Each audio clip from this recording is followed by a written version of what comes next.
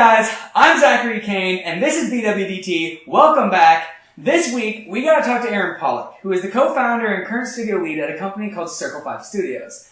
They're making a fantastic game called Primal Carnage Extinction, and it's awesome because it's a lot like Jurassic Park. It's 50% humans, 50% dinosaurs, 100% awesome. Go check it out. It's out on Steam right now. They update it regularly. They're working really hard on it, and it's really a great game. But what's really cool about Aaron Pollack is that actually he's fighting the good fight that we're fighting.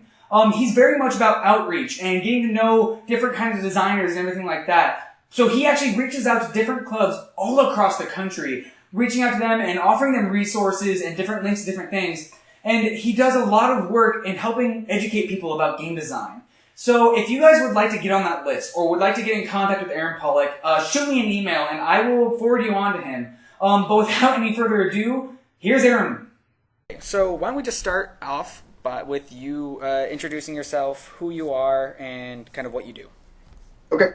So my name is Aaron Pollack. I'm the founder of Circle 5 Studios and the studio director. So Circle 5 Studios made Primal Carnage Extinction, which is dinosaur versus human multiplayer, now also single player, because we added AI, team v team, dinosaurs versus human game. Lots of descriptors, right? Yeah. It's the second iteration of the Primal Carnage brand, which originally came out in 2012 under Lukewarm Media. It was both games use UE3. They're similar in terms of like the way that I just described it, but yeah. Circle 5 took what Lukewarm Media had made and we literally rebuilt it from scratch because the first game was built without a budget. I was a co-founder on that company. Really? Yeah. Awesome. So that one started, development started in 2009 on that one, and probably had over 100 hands on it. And, when you don't have a budget, when you're making your first game, you should absolutely not make a game like Primal Carnage for your first game. But we did. It's for an indie project, it was really big in scope, right? It required everything that any sort of big game requires, and designers, artists, 3D people, producer, audio engineers, a composer, and that's a little bit bigger than your average indie game that you usually see someone's first project. And for everybody then, that was their first project. So, after we got it out and we tried to start adding content, the code base was not particularly it did not lend itself to being built upon. The assets were not the most optimized. And so in the middle of 2013, when we were trying to work on the third or fourth patch for that game, we realized it would be easier to have it rebuilt from scratch almost than it would be to try to continue to solve problems that were holding us back. And at that point, because the team that was working on the game was, aside from me, completely different than all the people that had worked on the first game. They really the idea was let's create a new company. Let's not try to make this a patch. Let's actually work it all out so that we have a game that stands on its own. And that's where Primal Carnage Extinction came along. So were you guys Circle 5 games before that, or after you realized everything kind of wasn't working out, you like you said, you actually formed the company and made a sequel and restarted from scratch, basically? Yeah, basically. There were some things that carried over a little bit more smoothly, like the dinosaur models. But I mean, if you look at the second game, you compare it to the first, you'll see the levels are the same, but every asset was absolutely sort of retouched, overhauled. I mean, almost as much work as goes into creating it from initially sort of went into reformatting that so that it would work for the different game. I mean, the quality of graphics that you'll see in Extinction is a considerable leap from the first one. This Primal Carnage Extinction performs considerably better than the first game. The first game was not all that big, and yet it had a fairly high graphic requirement, whereas now, you can run this game on an i5 Surface, and wow. And part of that was we're trying to develop the game for PS4, which doesn't, the PS4 doesn't have a low graphic, threshold, but we needed everything to be as optimized as it could be so that we can get the absolute best performance and frame rate that we want to out of the console market. Yeah.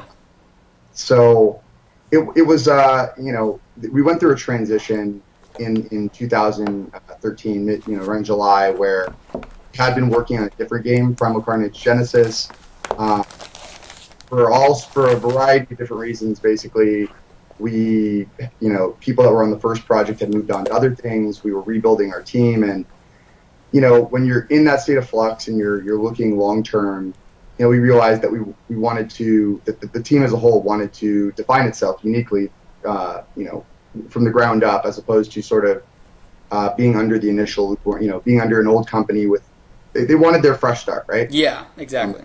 And there was no reason why we couldn't do that. The first game was published by a publisher. This game is self-published. So we're evolving I'm evolving as a person working in the indie space. And we're still learning tons of stuff. There's so many things that we did on this project that are new. Like, we have an economy system that's Steam Marketplace supported. So there's item drops, there's crates, there's all the things that you see in CS:GO and TF2. Yeah. Soon they'll be crafting. That's all fresh for this game. Awesome. There's things like a stat tracking system we're working on, a level editor. So we needed. Yeah, I mean, the game is new, and as far as things like playable features, I mentioned that we added an AI-based survival mode. We've added dinosaurs. We've added we have a swappable weapon loadout, right? That's completely different than the first one. The first game was relatively simple, right? Yeah. 5 dinosaur classes, 5 humans, a fixed set of everything, and it was still fun. It was great. It was the first game that introduced playable dinosaurs, right? If I haven't said that, you can play as dinosaurs in our game. You can play as humans too. It's team versus team.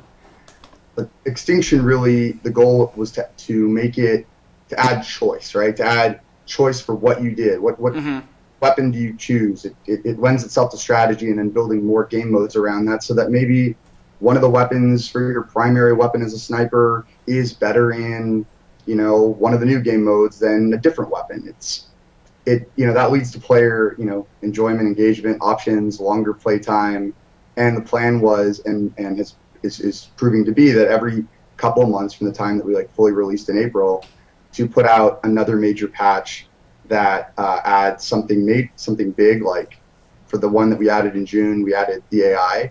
Yeah. But then we also added a new dinosaur and several new weapons and 50 new in-game items, and it's sort of like a pyramid of new content, right? Yeah. And every patch for every couple of months will basically be similar in terms of that scope. Oh, cool. So it's a weird sort of thing, because there's early access versus full release, right? Yeah. That's a big thing nowadays, is early access. Yeah, it's really changed. I guess how you look at getting your game out, making money, making enough money to keep doing what you're doing. Mm-hmm. And there's a lot of sort of I want to say risks. No, that's not the right word. Perceived risks, or from the consumer and the developer. What if the game never gets finished? What if, do you wait? How far do you wait with your game before you show it to the big press? Because first impressions matter a lot, right? Yeah, they do. They are hugely important. So for us, kind of what shaped our release strategy was, we put out this game in early access in December, but the goal was to get it out, out of early access within 3 or 4 months, because we didn't want people to think it would go on forever. We wanted to start, being able to make a little bit more money, because when you're in early access, unless you've got a stupendous marketing strategy surrounding your game, most people can't see your game, and most big sites don't necessarily want to review a game before it's ready to be reviewed. Mm-hmm. Particularly with a game like ours, because they had already seen Primal Carnage. Yeah. So they had already seen the original premise about it, so they wanted to see now how you expanded on it completely, as opposed to in chunks. Right, exactly. It's a very unique situation. You don't see most game companies or most games rebooted 2 or 3 years after they come out. Yeah. But like I said, that's kind of an offshoot of having taken on such a big project for a team of people that had never made a game before, or most of us hadn't made a full-fledged game before. For Primal Carnage 1, most of you guys were just completely new? Yep. Really? Yep. Yeah, you got some people that came out of school. You got, there were a few veterans. There were our composer had composed for other games, but most people, this was the first game credit that they're going to get on their resume. Yeah. Did any of them? Can you name what schools they came out of? At all? Yeah, the Art Institute pumped out a few people. Really? Yeah, for sure. Cool. But this was this was a lot of you guys' first game, just like straight off the bat. You just were kind of jumped in there and went along your way and tried to live the dream. Yeah, basically. I mean, the co-founder in the first game, Ashton Anderson, who's now working on Ark and Mean Green, a few other things. I mean, he came up with the idea for for a game where you can play as dinosaurs, and put together the initial team, and a lot of it in terms of how that team was built, very similar to how Circle 5 was built. It was through, you could say, word of mouth, like people that you've worked with or talk online about their projects, and then you get in somebody who is, likes what you're doing and likes the project, and they bring in somebody else that they've met through early game development. By that I mean like modding or knowing game development, through DeviantArt, through circles like that. Trying to think of another school other schools that we've had people come through. I think there's maybe Sanford Brown. No, there's I'm forgetting it. There's an art school out of I want to say like Louisiana. It's fairly well known, but for as many people came out of school, there were an equal or greater number of people that had never gone to college. They were, I wouldn't call them amateur game developers. They're artists. They're talented people. Yeah. You don't need a college degree to get into games. Yeah. That's one I've actually heard from a lot of different people. Is it's just like, as long as you can do something, you can go into game design, and that's something interesting. I mean, obviously, like, our videos will probably be reaching people in college, at least at first. We want to expand that, but no, that's it's an interesting thing to like still talk about, because a lot of people want to know kind of what they can study or what they can do on their own to help themselves get into game design, to help themselves figure out what they need to do, what they want to do. And there's a lot that you can do on the side, and there's a lot you have to do to get into game design. And going to school doesn't hurt you. Yeah. It's a matter of like what you're doing. Like universities, I love universities. So like there's a lot. I mean, we know each other because I think we probably reached out to you guys. That's actually exactly how you reached out to me, was through the email like, hey, where's Circle 5 Games? And you're a college. Right. That's one of our strategies for building a player base and for also just participating in growing the game development community. For me personally, I got into games not because I always wanted to do game development, not even because I was a lifelong gamer. I actually had stopped gaming from like 2000 to 2009. Really? Time, right? Crazy. It's like I've gotten comfortable making that confession because now I do play games. But what I did do while I was, I got my undergrad at UC Berkeley in psychology and comparative literature, and I got an MBA from the University of Illinois. None of those things would like immediately shout, you should be running a game studio, right? Yeah.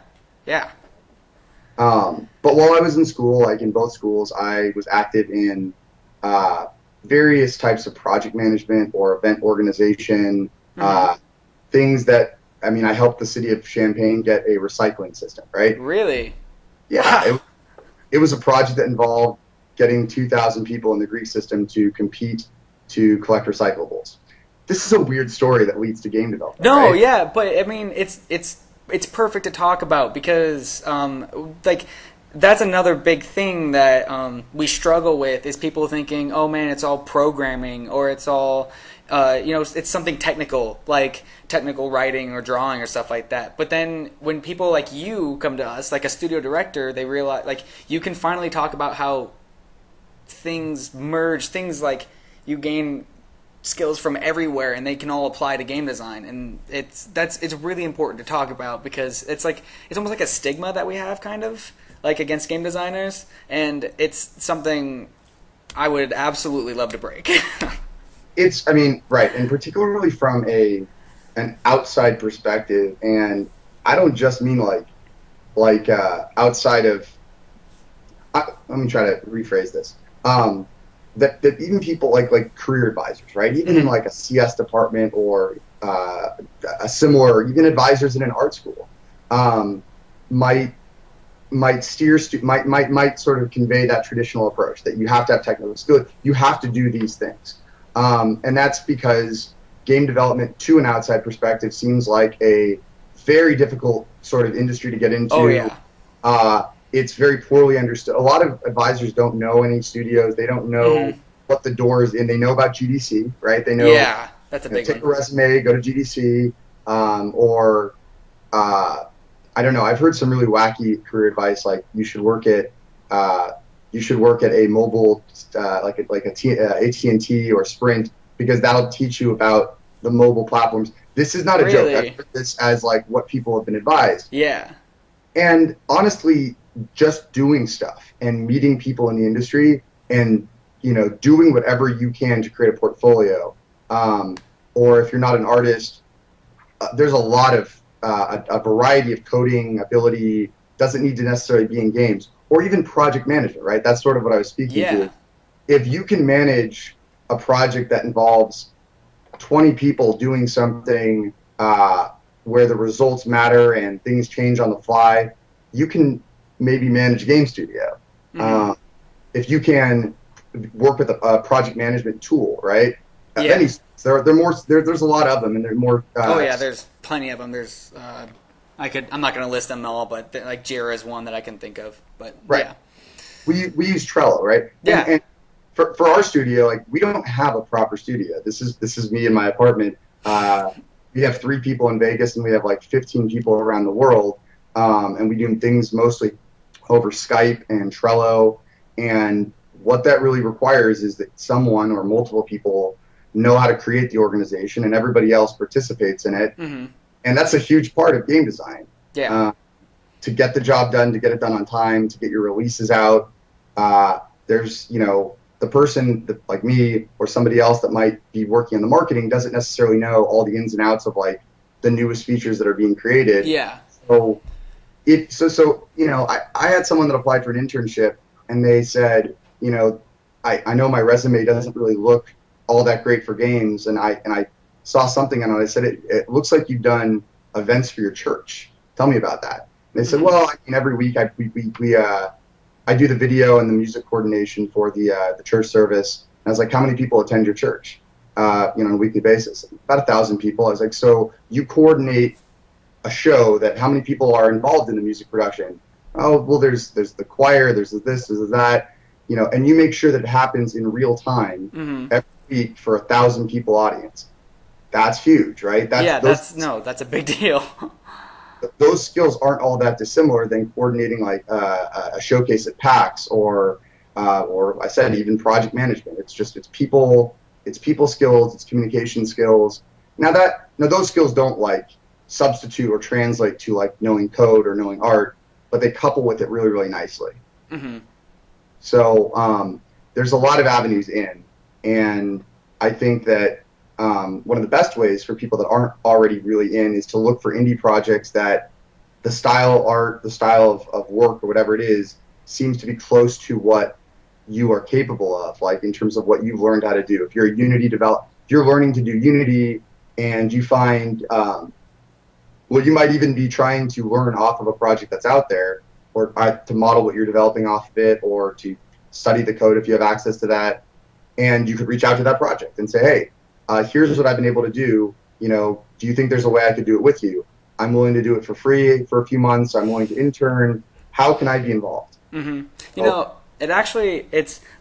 funny because a lot of what you're saying goes back to what everybody hears. Just do something. Just do something game related, or do something that has skills that can transfer, or whatever. But it's nice to finally hear hear from someone like you that's actually out there, like that there are skills that, so maybe you can't find an indie project near you, or maybe you don't have any studios near you because you're, in the middle of a cornfield somewhere. But as long as you're doing something that is something, as long as you're making something or working on something, it's as beneficial as anything else you could be doing. Yes. Perfect. Now, in that process, here's like a word of caution, particularly for university students. in trying to actually translate, your skills to a job, right? Mm-hmm. Is don't assume that what the industry standard pay is. Don't assume that because you have, a degree underneath you, because you've worked on a bunch of student projects, because you interned for this company, that should translate into a certain salary. Yeah. The amount of money that like a studio has to offer its people, no matter what their background and skills is unique. It's a snowflake, right? Mm-hmm. Like some indie projects, like the first game we had nothing. Some projects are done underneath an incubator. Don't assume anything about what you think a studio is making, what it has to offer. And even if, and why I say this is particularly a cautionary for university students, is because we all come out of university with debts, right? Yeah. Don't assume that that's going to be solved necessarily by the games industry because you feel like you've done a really good job. Mm-hmm. It is a competitive industry, and it could take you a year of doing something with someone before what you're earning through them is what you really would like to be earning. And you might be able to hop from one thing to another, you might not. But it's still good to get involved, right? Whether that means to take a side job, while you're doing this on your side. Heck, while I was sort of producing while I was involved in the first project, I up until like maybe 5 months before it was released, over a 2.5 year period, I did some weird stuff. I worked in fashion. I worked in software, like high-end software sales for something didn't entirely understand, but I learned how to learn, basically. Yeah. But all of that while doing video, while sort of being the business guy for a while on the game. And, that's a common experience in terms of breaking into games, is doing something, a lot of people are making their own games while working one or two other jobs because they take that money that they're earning and they pay for their artists or because it's their project, but you got to grind to get it done sometimes. Yeah. And actually, if you wouldn't mind, let's go back to something. You mentioned I believe you said you produced, you did some of the production stuff on Primal Carnage 1? Yeah, less so there, more on Extinction, but what's the question? Well, okay, so actually, we actually have a couple members. This is something we hear about every once in a while, is somebody interested in production, but there's not a whole lot out there to say what it even really is. And so I was wondering if you could maybe shed some light on that, because production is something that you constantly hear about as being really super important. But there is hardly any information about what production actually is. You've defined one of the great mysteries of game development. Sometimes do the question, what is a producer? Yeah. So, there's a few simple answers to that one. A producer, which the scope of what a producer is in charge of could be incredibly wide or could be very specific, but a producer is responsible for making sure the job gets done, right? Simply put. That while decoders and the artists and whoever's, while a lot of people go into getting to actually doing the work, it ultimately falls on one or a handful of people to make sure that it's done on time, that, all the people on the team that are working on something, whether it's remotely or in-house, are talking to each other the way they need to be. Sometimes a producer is a technical producer that actually, they do have the skills. They are a lead. You could be the lead artist on a creative team and also the producer, and both manage the team and it hitting its milestones, and also be right there in the trenches getting the job done. I think project management or production management is often a part of a producer's job. It's great.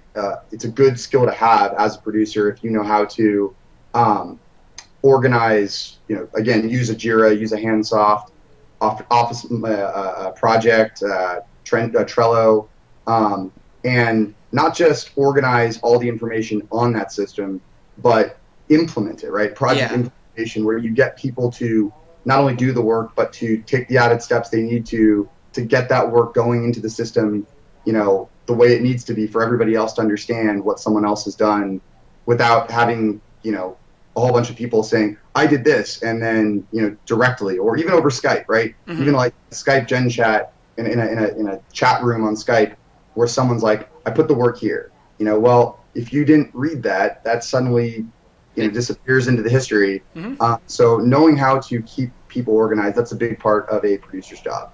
But like, what are some other things producers do? They buy pizza when people need pizza. They research, what indie game contests are out there that you can submit for and get exposure for your projects on. Mm-hmm. They might do press work, right? It all depends on, do you have a press guy? Do you have this person? Maybe a producer's job is to at first do that stuff and then find someone else to do it so that it's not on their plate too. Yeah. Producers are the glue for the project, right? Okay. They have to be able to, I would say, an absolutely necessary skill is to sort of be agile, to adjust, to adjust your role, to not get angry. Let everybody else get angry. Let everybody else get frustrated. You be the one that puts a Band-Aid on things, that make sure that the team and the project don't fall apart, that apologize, that figure out the best way to apologize for something when it does, go wrong. Mm-hmm. So it does take a certain personality, I think, to be a producer. I think that if you are a super, control freak, dictatorial, I'm not sure that's the best role for you. You might be in charge of a project, but you might want producers underneath you so that that's not how you come across. Mm-hmm. Right? Yeah. Yeah. So actually going back, you mentioned before whether or not you have like a lead artist or something like that. How is Circle 5 currently set up? Do you have a lead artist, a lead programmer, and then what is your setup for how you guys are developing this at the moment? Okay. Yeah, so we have a pretty interesting structure. We have our own in-house team, and then we actually have several other companies that we work with. But internally, we have two leads. We have a lead creative director who oversees level design, 3D design, web design. It seems like that sort of floats in between. Asset, any sort of the creation of promotional content that we might use in marketing. Pretty much the art, right? Yeah. And then we have a lead game designer, director of engineering. I think that's the title we're going. Who oversees, the code, the design of game mechanics. He gets his hands into that a bit more, and a lot of sort of debugging. But we have two senior coders / AI coders who do most of the more advanced coding. So he oversees that. We have another junior engineer who oversees some of the server work, the debugging to make sure that the network coding works. Mm-hmm. What else falls under his role? He tends to be the connecting part internally to. There's an outside team, Pub Games, that's out of Australia, that's built that's done all the stuff for Steam Marketplace support. So the entire economy system they work on, and he's kind of the connecting piece to make sure that updates to that, like we're getting in crafting, for instance, with the next patch, get into the main build and that everything works, right? Yeah. And code side, it's making sure it all works and solving all the reasons why it doesn't, because nothing ever works and everything is always on fire. Something we say a lot. In game design, nothing will ever work. Nothing will ever go out on time. Everything that can be broken will be broken. It's Murphy's Law on steroids and Adderall. And it will always fail worst where it needs to, where things are live. Things will fail at an event, and and they should, right? And with every month and every event that we go to, things get better. You reduce the curve of error versus quality improvements. Starts to swing. So another one of our partners is Panic Button. That was just announced. So they're working on. That's a contract house that's done work for about 100 games, including they did the port for Disney's Infinity onto PS4 and PS3. Oh, cool. They worked on Injustice. They worked on a bunch of other games, but they're our PS4 partner and making sure that in terms of getting that port to happen, getting all the submissions to happen. There's a whole world of things that sort of sits on getting your product approved on consoles where there are more submission requirements. They've been reduced. Sony and Microsoft both have gotten a lot better about making the process of getting an indie game through those hoops a lot smoother, a lot faster. Yeah. But still have an experienced partner with senior engineers and senior everybody to give us that support so that we can focus on the core game features. They can take those and make whatever changes they need to optimize the game for PS4. Yeah. That's actually that's interesting because I'm learning this as I go, just like everybody else talking to you guys. So if anybody's watching these videos and is learning things, understand I am too. But that's not something I had actually really heard of before. Is like using contracting with other companies in order to get help in porting to a console or something like that. That's something I had never really heard about. And so thank you very much for mentioning that because that's a huge piece of advice. You're welcome. And we work with, I already mentioned those two, but there's outside contractors that do art to help us create DLC. Mm-hmm. We've had animation assistance from an outside contract house. Mm-hmm. Frankly, like a lot of, when you think about the AAA companies or even the AA companies, there's a lot of contract work.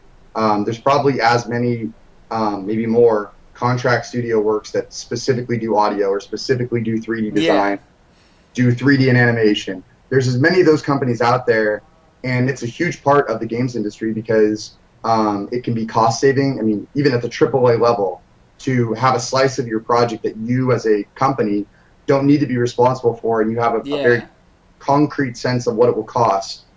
It can be easier at times than having to find a character artist if you don't have one to do your character models, as opposed to going to a company that says, yeah, we have 15 people on staff that do that, and we've got a block, and here's how much it's going to cost. You don't need to worry about what happens to that artist internally after the work is done. What do you move them to? How do you keep them employed? Mm-hmm.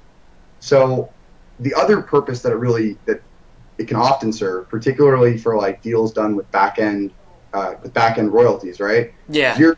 Let's step back and remember, if you're an indie, right, this is your first project, your second project, or whatever, you got a team of people, you got a great idea, you may not have a lot of money, right? Yeah, that's seemingly the case. So, in lieu of having money to pay people, you can offer them, here's a fixed dollar amount that when we get our first round of money, you're the first money that comes out, or here's a cut of royalties. You always want to be clear, like after like all the deductions from Steam, Sony, Epic, here's the piece you'll get. And you can offer that to an outside contract company. Like our game heavily depends on having not our game, let's just say a game, depends on having a really cool audio, a soundtrack, a dynamic soundtrack, it's audio surf or something like that. Yeah. If an outside contractor that would do that piece likes the part that you've started, right? The piece that you have, and they know that to get done the piece that you need from them, it's feasible, then they might be interested in that back end. It's a risk, right? Mm-hmm. But why that's a good sort of conversation to theoretically engage in is finding partners. You'll get opinions about how viable your product is. If they don't think your product's going to sell, they won't do a deal where they're not getting paid up front. Yeah. So it's like getting your product validated because someone's saying, I think this is a great idea. I think we can do the part you need, and I think that we're both going to make money together. Mm-hmm. And that's good. That's one form of validation, right? When people buy your game in Greenlight or through Kickstarter, that's a different form of validation. That's someone saying the game's not done yet, but I believe in you. Yeah. And here's the money. Cool. I hope that helps. No, yeah, it definitely helps. That offers, like I said, you're offering insight to me as well as all of our hopeful viewers out there. But unfortunately, our time is wrapping up a little bit here. But before we go, I asked this to everyone. It's kind of our closing question. But why don't you tell us your favorite game ever of all time? Favorite game ever of all time. I will tell this one. I'll go with Trade Wars. Trade Wars? Yeah, you haven't heard of Trade Wars. I haven't heard of Trade Wars, actually. Trade Wars was the original MO or MU MUD. It was pre-internet. This is BBS days. This is text-based games where you would dial up to other people's things, and yet you would have games that have, or communities with hundreds or thousands of people. Just back in the days of MUDs, right? There's going to be a professor watching this video that's like, "Ah, yes, yes."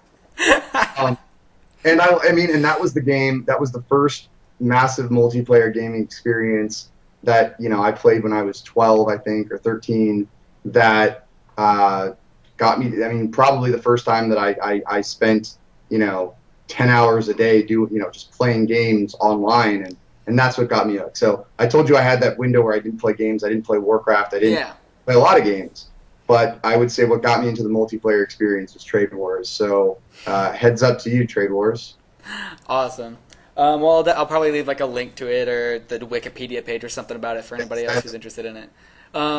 Yeah, I think it would take a full explanation for most people to grab onto this one. Yeah, it sounds interesting. Anyways, thank you so much for talking to us. And first of all, thank you so much for reaching out to us. You guys seem to have a pretty good idea about like wanting to help people, especially with game design stuff. We were blown away when we got your email about hey, here are these links that you can go to help you guys out. You have been a huge boost in our confidence that we can do this and we can do it well. So thank you so much for that. And then thank you again, 1,000 times over for taking an hour out of your day to talk to me. It seriously means a lot to not only it means a lot to our club as a whole that you would do this. The pleasure is all ours. I think that doing this sort of stuff it's not the problems, the challenges I know that sit on your side with getting into the industry. Mm-hmm. They're not just your challenges, right? They're ours too as the games industry. Like, if we don't bridge those connections, like, our industry will continue to be removed, and it'll continue to be the case that people that don't play games, that don't know much about it, and those are lots of people, right? Those are decision makers in government. Those are, until we start to see like connections across the board with games, the games industry is going to be this separate thing. We don't want it to be. I don't want it to be. Yeah. Hey guys, welcome back to Endslate. Thank you so much for sitting through this and listening to this. It means a whole lot to me. But does anybody ever actually like sit through these? I wonder. You know what? If you do, go leave a message in the comments, or tweet at us or something.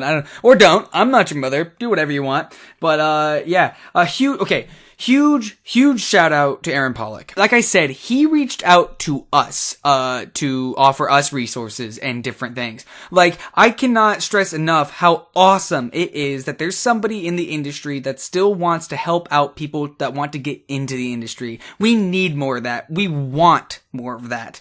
And it's fantastic. I use the word fighting the good fight, and I stand by that. Thank you so much, Aaron, for doing everything that you do. And I hope nothing but the best for you guys. You guys you're fantastic, and your team is fantastic. But I don't really have anything else to say. Make sure you guys are sharing these with people who actually to hear this. Make sure that you're sharing this with game designers and game developers.